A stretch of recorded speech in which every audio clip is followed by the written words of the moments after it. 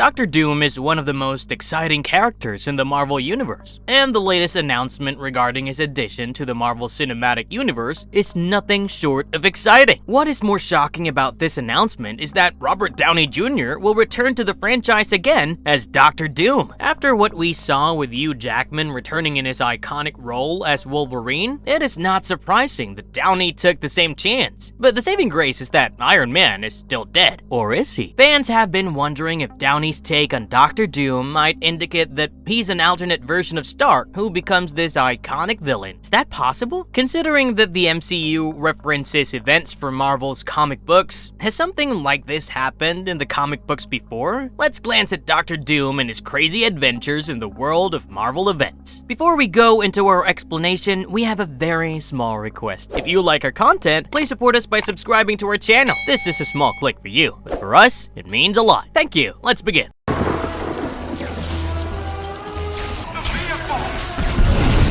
Who is Doctor Doom? Doctor Doom's shadow has been looming around the Marvel Cinematic Universe for quite a while now, and fans have wondered when he will appear. Now and then, some major event in the MCU would be associated with Doctor Doom, and later, it would turn out to be someone else entirely. Even Mephisto was on this list of suspected characters, but we will discuss him later. Now that the MCU has finally confirmed Doctor Doom's appearance, let's get some details on this highly anticipated villain. Victor Von Doom was a genius with a childhood that explains how he turned out to be. He was born in a Romani camp outside Latveria and ended up losing both his parents at an early age. However, all these hurdles only motivated him towards a specific goal, and he would educate himself on science and even magic, which would put him against the Sorcerer Supreme in the future. Victor would attend classes with Reed Richards and Ben Grimm at the State University in Hedgeman, New York. Reed and Victor were quite competitive and were two of the most intelligent people among their peers. But Victor would start conducting unethical experiments using science and magic to avenge his mother's death for Mephisto. Yeah, the same Mephisto who we were all excited to see in WandaVision. Does Doctor Doom's addition to the MCU mean Mephisto will come too? We will never know. But now, we have another subreddit to deal with that theory. While Reed was working on his starship, the same starship that would eventually make the Fantastic Four, Victor was busy with his machine that would project astral forms of beings into other dimensions. However, Reed pointed out a flaw in Victor's calculation, and since Reed was a competitor, Victor didn't consider his point, so he ended up using the machine and it completely backfired and permanently scarred his face. He would also be kicked out of the university for his unethical practices and left for nothing. Hence, we would get the ultimate baddie for the Fantastic Four family because Victor continues to blame Reed for the failure and the scars on his face. But you know, before becoming a regular villain for the superhero family of four, Victor went around the world with all the bitterness only to land on a couple of Tibetan monks who would help him build a suit of armor. Doom would then return to his homeland of Latveria and overthrow the leader there to become the king himself. But becoming the ruler of Latveria wasn't enough, as he wished for more, and hence he would make moves towards ruling the world. These exact moves and plans would pit him against various Marvel heroes and sometimes even villains. Doom would sometimes join ranks with the heroes, but he would be clear about his motives for being purely selfish at such moments. Over the years, various Doom-related events have shocked fans and has even given him exciting story arcs. The character has numerous adventures, including when he wields Thor's hammer, the Mjolnir. There are even times when he's presumed dead, only to return with much more evil plans and return to his roots of being the person he was always supposed to be. However, we will discuss a particular event in his arc that might pique your interest in possible developments in the Marvel Cinematic Universe.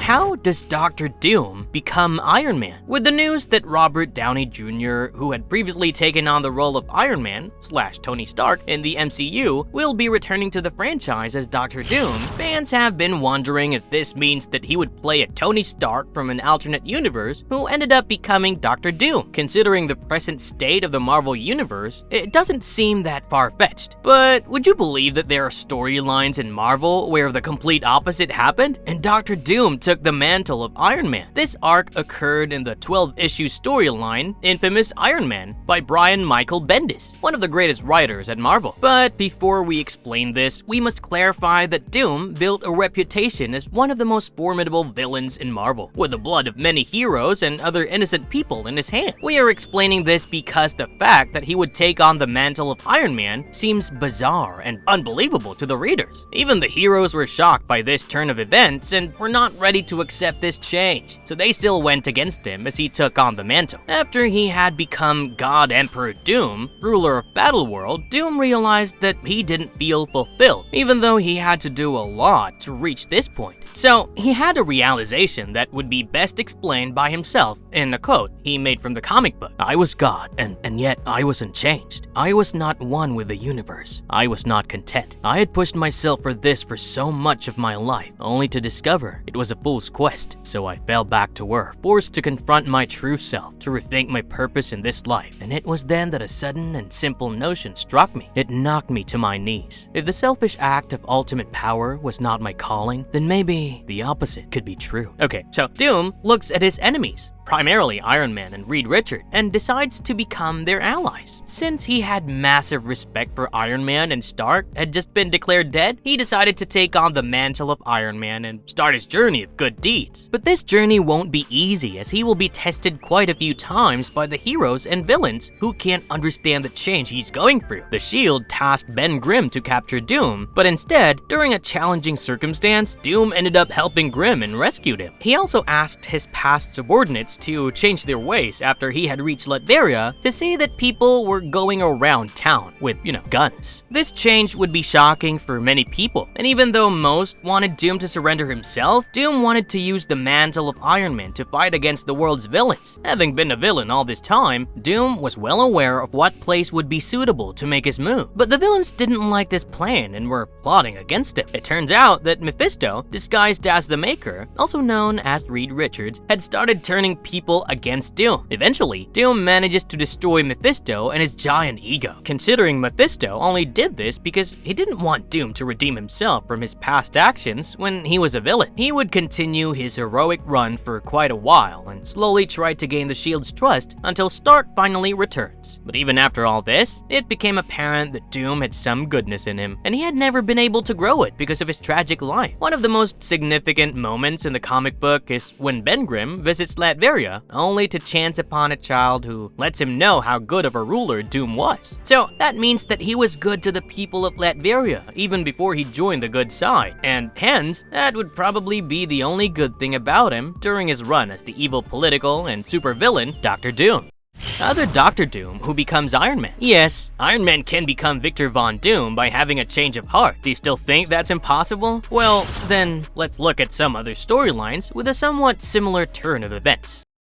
Iron Maniac. In Marvel Team Up, Volume 3, Issue 2, we meet a version of Tony Stark who had an exciting change of heart based on some inferences he made about Reed Richards in his universe. Based on Earth 5012, the world was at war with Titanus, and many heroes had sacrificed their lives in this war. These losses severely impacted Stark, and he became a lot more violent and brutal. But then came the exciting development when Stark grew opposed to Reed Richards, as he believed that Richards had done something horrible and caused the death of billions. So he ends up donning armor that has an uncanny resemblance to Dr. Doom's armor and goes against the family of 4. When the Human Torch launched severe attacks on him and managed to burn his base, Stark killed Human Torch. So Richards sent Stark to the central Marvel universe, which Stark explained as Richards' ideal solution that didn't involve killing Stark. But when Stark arrives in this universe, he is welcomed as though Dr. Doom has returned. And before they can take their steps against him, Stark reveals his true identity to them. Sending this Stark to this universe was a terrible idea, as he managed to escape their captivity and caused massive havoc while being able to build a new suit for himself. Ultimately, the Avengers defeated him, but Freedom Ring loses his life. This storyline and rendition of Dr. Doom looks like something we might get to see in the MCU, something they might be going for. After all, we will have the Fantastic Four making their debut soon. They will be from an alternate universe where there won't be any Avengers or other superheroes. Maybe Tony Stark will become Dr. Doomtop, and then he will be sent to the main MCU timeline by Pedro Pascal's Reed Richards. Dr. Doom from Earth 11029. The idea of Doom becoming Iron Man might have sounded like a far-fetched concept, something that a what-if arc might explore. Well, it won't be surprising to hear that. Yes, Marvel did explore this concept through such a narrative, but this time, there won't be a change of heart, but something much more profound than that. Making an exciting change in the origin story of Stark and Victor, we see that both were studying at the same university and shared a room. While Stark was the fun-loving playboy kind, Victor completely resented it. If it were Amadeus, this relationship would be similar to Mozart and Salieri. So, while Stark continued his playboy lifestyle, he saw through Victor and pointed out his calculation mistakes. Keeping the appearance of someone who respected Stark, Victor managed to rope in Stark for a secret project he had conceived in the university's basement. The machine he had made could switch bodies between minds, and it does sound like something Stark should have been able to detect, but Victor is smart enough to gain his sympathy and use him for the experiment so that he can have all the riches and privileges of the Stark name. After successfully going through the experiment, Victor takes over Stark's body, and Stark is put inside Victor's body. Later, Stark is sent back to Victor's homeland, Latveria, while Victor succeeds in his plans and inherits Stark's enormous wealth. Undergoing this massive change puts Stark in a dark place, and,